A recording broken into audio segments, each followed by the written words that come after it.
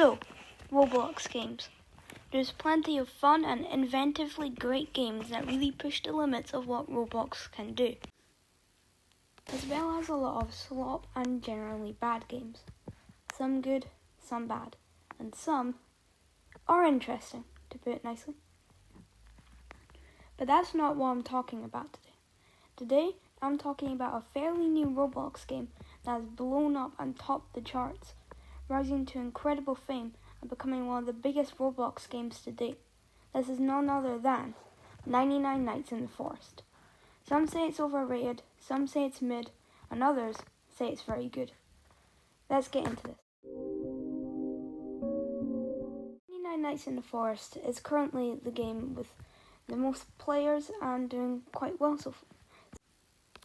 And it kind of has what I call the FNAF effect. What I mean by that is, see, when FNAF 1 came out, it was made by just one guy and was even meant to be his last game before stopping game development entirely. But instead, it blew up and became this juggernaut of a franchise that it is today. I think a similar thing is happening here. 99 Nights was made by just 3 people, and it's a horror game with a recognizable monster, the deer, as well as an interesting story that players have to figure out, topped off with the sudden rise to fame this game got. In my opinion, I feel like 99 Nights has a feeling of effort into it. It's original enough, has that previously mentioned lore, and a nice gameplay loop that quite literally goes on forever. It also has many badges and achievements, as well as classes, although I think classes are a bit of a double-edged sword, but I'll talk about that later. 99 Nights does have its problems though. A lot of people say this game is easy as heck to get to day 99. Unfortunately, I don't have the skills to agree.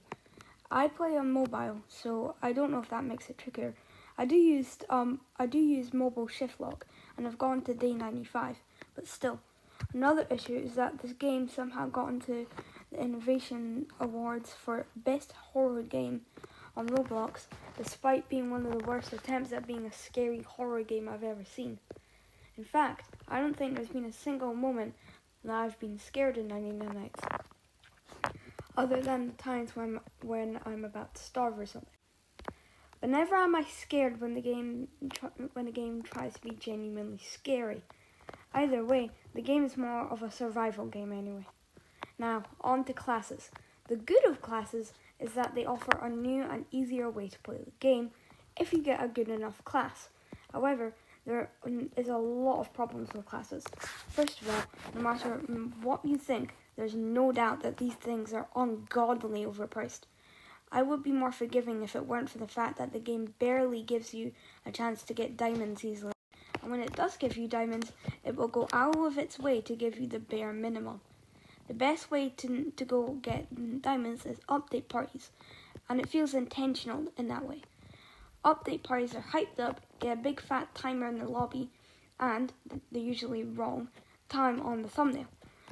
And on top of showing you the newest things that are being added to the game, they also give 20 diamonds, which is still not enough to be considering the price of the mid to good classes, but it's the most a lot of people will be able to get, and they don't even have to work for it. You go to a couple update parties and get almost 40 diamonds, or go fight your bum off in a stronghold against a bunch of cultists and get like 4. Do you see what I mean?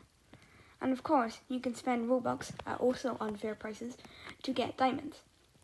Plus, there's the notoriously annoying stock system that you can also pay Robux to reroll. Then again, what are you going to do if you buy all the classes? You have almost all the badges. What now?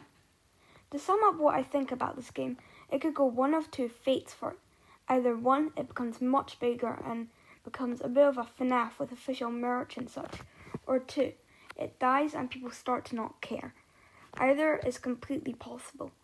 Some people think Dubik Studios are trying to get involved with 99 Nights, and if you don't know who Dubiks are, they pretty much buy Roblox games and then flood said games with microtransactions and pay-to-win features. I could see this game successfully becoming one of the biggest games on Roblox and potentially becoming its own franchise if done well enough. Thank you for watching. Please subscribe and have a good day.